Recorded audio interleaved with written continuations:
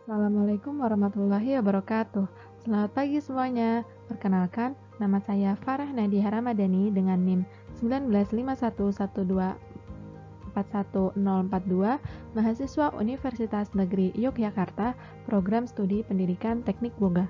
Materi yang akan saya sampaikan di video ini adalah materi untuk mata pelajaran produk pastry dan bakery kelas 12, KD Denis dan Croissant.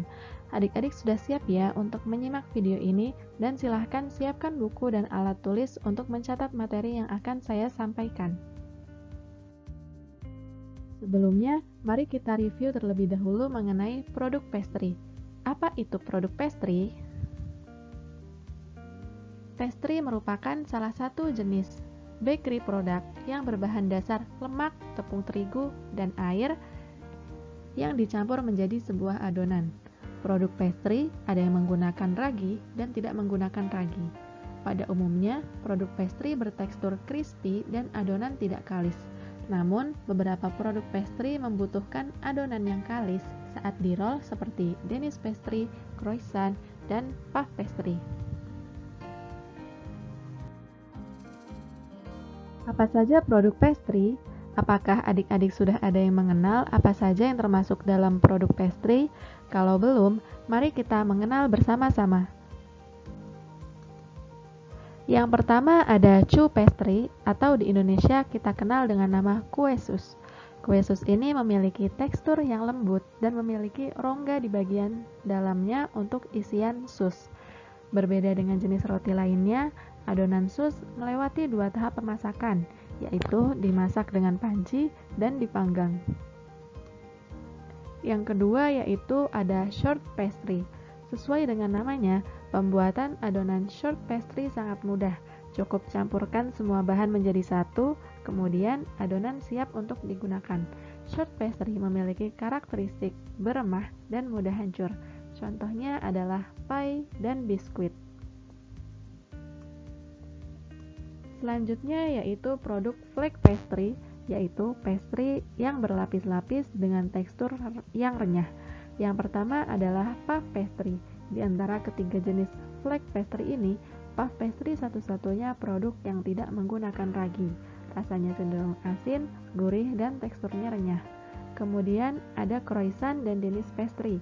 Keduanya adalah produk pastry yang menggunakan ragi, sehingga dalam tahapan pembuatannya melewati tahap pengembangan atau fermentasi seperti produk roti lainnya. Pada materi kali ini yang akan kita bahas adalah croissant dan Denis pastry.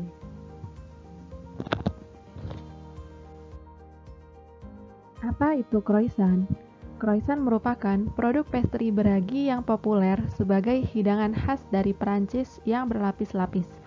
Untuk para penikmat kopi atau mereka yang sering mengunjungi coffee shop, pastry jenis ini pasti sering mereka temukan. Croissant ini biasa disajikan untuk sarapan sebagai pendamping kopi atau teh. Pastry ini paling mudah dikenali karena berbentuk bulan sabit. Selanjutnya adalah Denis pastry. Adonan Denis pastry sama dengan croissant.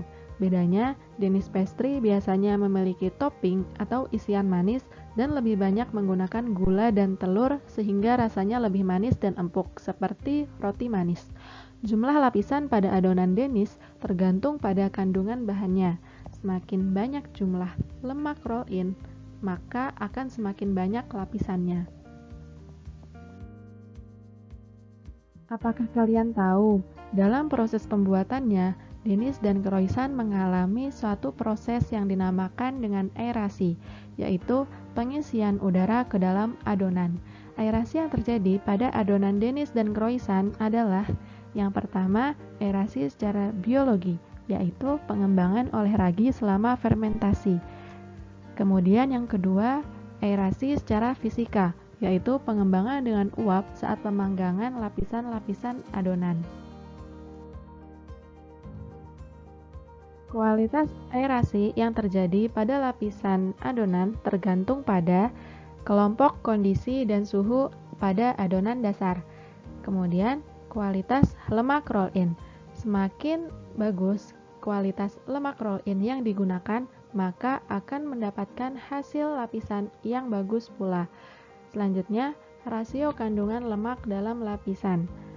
Dan yang terakhir, keseragaman lapisan. Denis dapat dibentuk beraneka ragam, seperti amplop, kincir, dan lain sebagainya. Pada saat fermentasi, suhu pengembangan yang digunakan tidak boleh melebihi 35 derajat Celcius dan kelembapan 85%.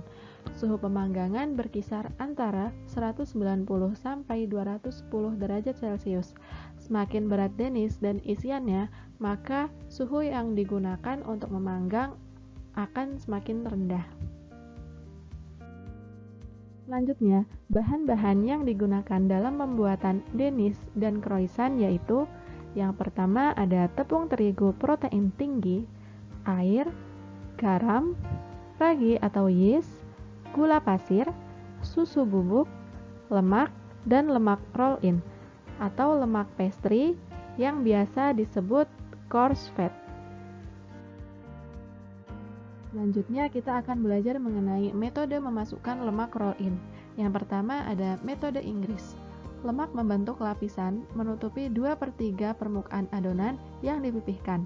Kemudian dilipat menjadi 3 sebelum proses penggilasan dan pelipatan. Yang kedua ada metode Perancis. Lemak membentuk lapisan diselubungi seluruhnya ke dalam adonan yang dipipihkan sebelum proses penggilasan dan pelipatan. Untuk teknik pelipatannya, kalian dapat lihat pada gambar yang telah disajikan pada video ini. Yang ketiga ada metode Belanda. Ketika membuat adonan, roll-in fat dikombinasikan dengan tepung terigu sampai 1/3 terigu digunakan untuk adonan dasar. Oleh karena itu, dapat digunakan dengan mudah sebagai lapisan luar. Adonan seharusnya tidak terlalu keras. Yang terakhir ada metode Skotlandia. Bahan adonan dan potongan lemak roll-in berbentuk dadu, kemudian dimasukkan langsung ke dalam adonan. Dalam metode ini, potongan lemak roll-in tidak membentuk lapisan lemak.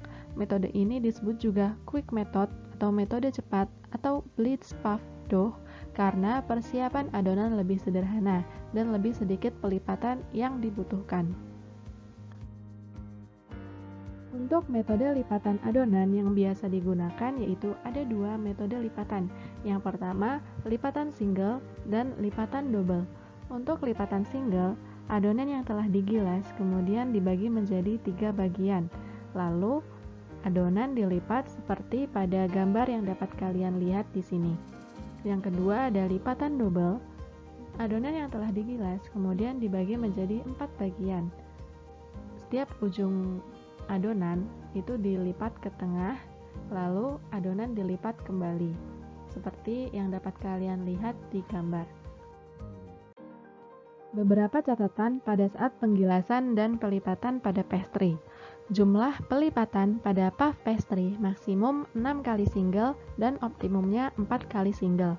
Untuk Denis dan croissant maksimum 4 kali single dan optimum 3 kali single.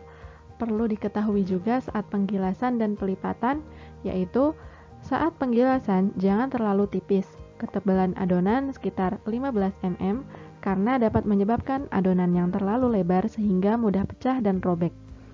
Antara pelipatan pertama dengan selanjutnya diberikan waktu istirahat yang cukup agar gluten rileks untuk mencegah penyusutan pastry. Kurangi ketebalan secara berangsur-angsur karena tekanan dari penggilas akan merusak tekstur. Saat melakukan penggilasan dan pelipatan, dilakukan dengan arah berlawanan supaya menghasilkan bentuk yang serasi. Setiap kali akan menggilas, yang baru keluar dari lemari pendingin diberi tepung tabur tetapi tidak boleh terlalu banyak. Sisanya dibersihkan menggunakan kuas. Setelah kita tadi bersama-sama belajar mengenai materi Denis dan croissant, selanjutnya tugas kalian yaitu carilah resep dan analisis proses pembuatan Denis dan croissant dari video yang bisa kalian cari di YouTube. Kemudian tuliskan resep dan cara pembuatannya, lalu kumpulkan di Google Classroom sesuai dengan deadline yang telah ditentukan. Sekian pembelajaran kita hari ini mengenai materi Denis dan croissant. Terima kasih. Wassalamualaikum warahmatullahi wabarakatuh. Sampai jumpa di video selanjutnya.